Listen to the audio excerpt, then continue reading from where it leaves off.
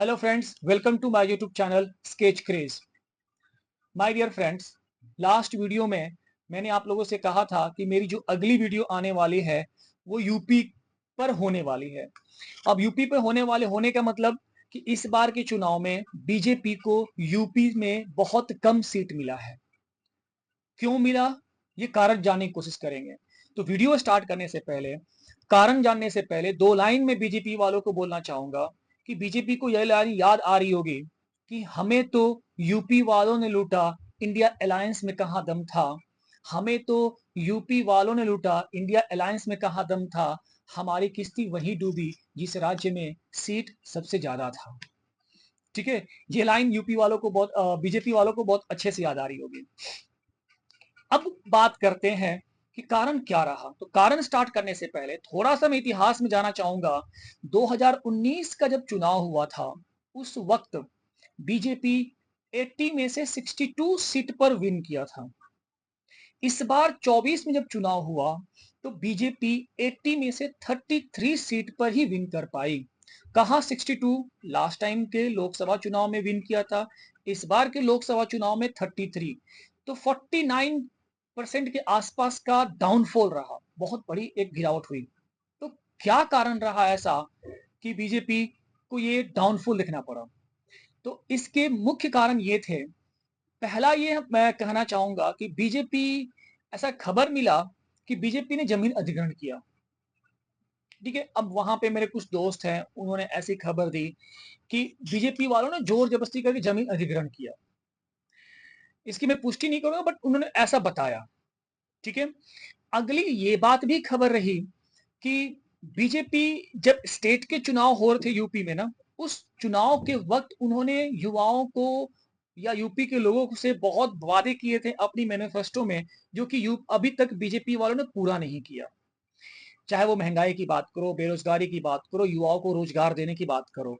ठीक है, और इस बार के चुनाव में अखिलेश यादव और राहुल गांधी ने यूपी के युवाओं को यह भरोसा दिया कि अगर इंडिया अलायंस केंद्र में सरकार बनाती है तो युवाओं को 30 लाख नौकरी देगी, वो भी यूपी के युवाओं को। तो एक ये भी कारण रहा। ठीक है, आगे अगर हम बात करें तो बीजेपी इलेक्शन कैंपेन में ग्राउंड लेवल पर उतने अच्छे से अपना कैंपेन नहीं चलाया। रीजन ये रहा कि बीजेपी अस्वस्थ थे राम मंदिर के कारण।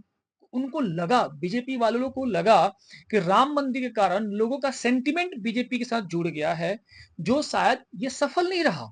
ये भी एक कारण रहा।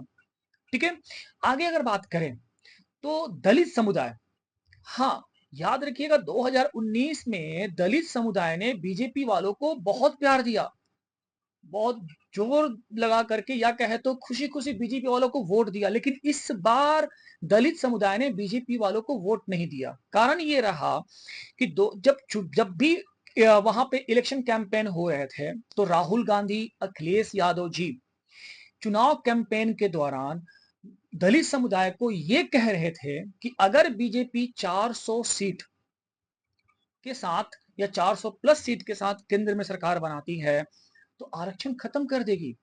जिसके कारण दलित समुदाय बीजेपी के बजाय इंडिया अलायंस को उन्होंने समर्थन देना बेहतर समझा। ठीक है, इसके बाद अगर हम बात करें तो यूपी के जो सीएम है योगी आदित्यनाथ जी, उनकी भी लोकप्रियता में कमी आई है और अखिलेश यादव की लोकप्रियता में बढ़ोतरी हुई है। यह भी एक कारण रहा।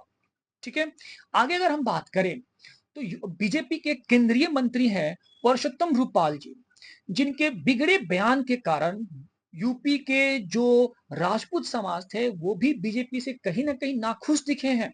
ये भी एक कारण रहा है। उसमें एक और कारण अगर मैं जोड़ूं तो चुनाव के दौरान इंडिया अलायंस ने यूपी के महिलाओं को ये वादा किया था कि अगर चुनाव जीतेंगे तो हर एक यूपी के महिलाओं को 1 लाख रुपए देंगे। ठीक है, तो ये कुछ कारण रहा यूपी में, जो आज ये इसी कारण की वजह से यूपी में बीजेपी को 62 के बजाय अब 63 सीट आया है, जो कि 62 लास्ट ईयर तो लास्ट टाइम 2019 के चुनाव में आया था। उम्मीद करता हूं कि आपको मेरा ये जो विश्लेषण रहा, कारण रहा, आपको पसंद आया होगा। अब मैं यहां से आप लोग को बोलना चाहूंगा, अगली जो वीडियो आने वाली है बीजेपी की एक और राज्य, और वो राज्य पंजाब, जिसमें बीजेपी जीतने में सफल नहीं रही है। क्या कारण रहा कि बीजेपी पंजाब में अब तक सफल पार्टी, एक बड़ी पार्टी बन करके नहीं आ पाई है? इस कारण को जानने की कोशिश करेंगे।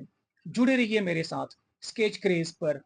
अगर आपको मेरा काम पसंद आ रहा है तो प्लीज चैनल को लाइक करें, सब्सक्राइब करें और बेल आइकन घंटी दबा लें। शेयर करना ना भूलें। धन्यवाद। जय हिंद।